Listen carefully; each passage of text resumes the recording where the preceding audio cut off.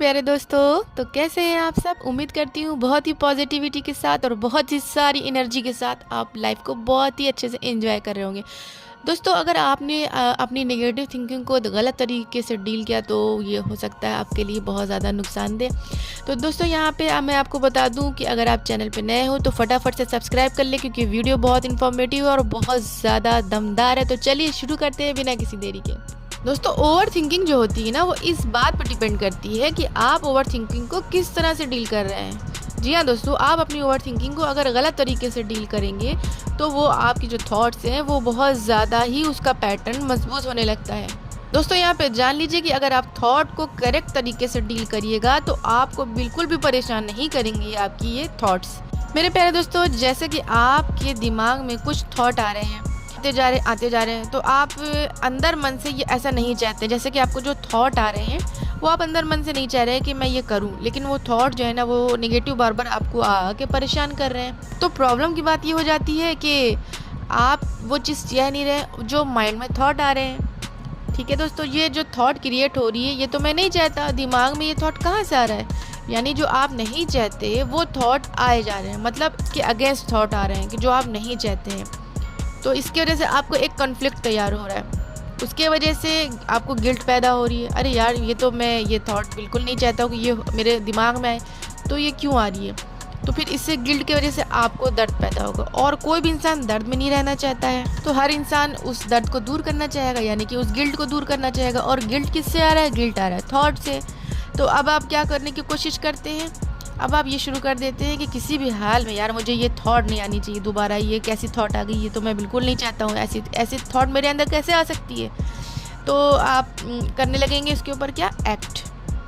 तो यहाँ पे दोस्तों आपको बता दूँ मैं कि जब आप उस थॉट के ऊपर एक्ट करने शुरू कर देते हैं तो अभी तक तो कोई प्रॉब्लम नहीं थी, लेकिन दोस्तों अब प्रॉब्लम शुरू होगी। प्रॉब्लम की स्टार्टिंग दोस्तों समझ लीजिए यहीं से शुरू हो जाती है, जब आप किसी भी थॉट पे एक्ट लेना शुरू कर देते हैं। वो इसलिए दोस्तों क्योंकि जो हमारा सबकॉन्शियस माइंड है वो आपके थॉट को थॉट ही समझता है, लेकिन जब आप थॉट पे कोई एक्ट करना शुरू करते हैं, कोई एक्शन लेना शुरू करते हैं, तो सबकॉन्शियस माइंड जो है ना वो एक्शन ही की लैंग्वेज समझता है। सबकॉन्शियस माइंड आपकी एक्शन की परिभाषा को समझता है, और आप जैसे ही इसके ऊपर एक्ट करते हैं तो क्या होता है, सबकॉन्शियस माइंड कंसीडर कर देता है कि ये जो थॉट है वो सच में है, ये रियल।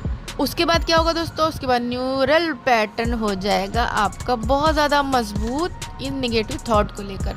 जब एक्ट करते रहेंगे तो ये पैटर्न बनते रहेंगे, और आप एक्ट करेंगे ज़रूर, क्योंकि ये आपके अगेंस्ट थॉट आ रही है, आप नहीं चाहते हैं, तो आप उस पर एक्ट करने लगेंगे और वो पैटर्न बनते जाएंगे और रिपीट होते जाएंगे। तो बार बार रिपीट होने की वजह से ये जो पैटर्न है दोस्तों ये और मजबूत होते चले जाएंगे। इसकी वजह से ओवर थिंकिंग आपकी बनी ही रहेगी और हमारी लाइफ में बहुत ज़्यादा डिस्टर्बेंस होना शुरू हो जाएगा। तो ये तो थॉट को गलत तरीके से हैंडल करने का नतीजा। तो दोस्तों अब क्या करें जो थॉट बिल्कुल सही तरीके से हम हैंडल कर सकें।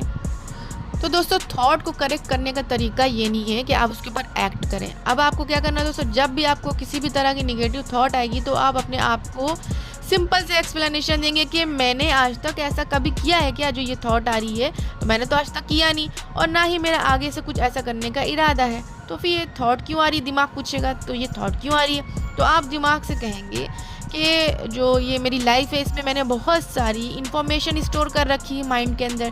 तो माइंड के अंदर थॉट क्रिएट हो जाना कहीं से भी संभव है, कहीं से भी ये थॉट आ सकती है, क्योंकि बहुत सारी इन्फॉर्मेशंस हैं और पास्ट में मैंने बहुत ज़्यादा थॉट के ऊपर एक्ट किया है। इसकी वजह से पैटर्न मजबूत हो गया है, और इस वजह से इस मजबूत पैटर्न की वजह से बार बार नेगेटिव थॉट आती चली जा रही है।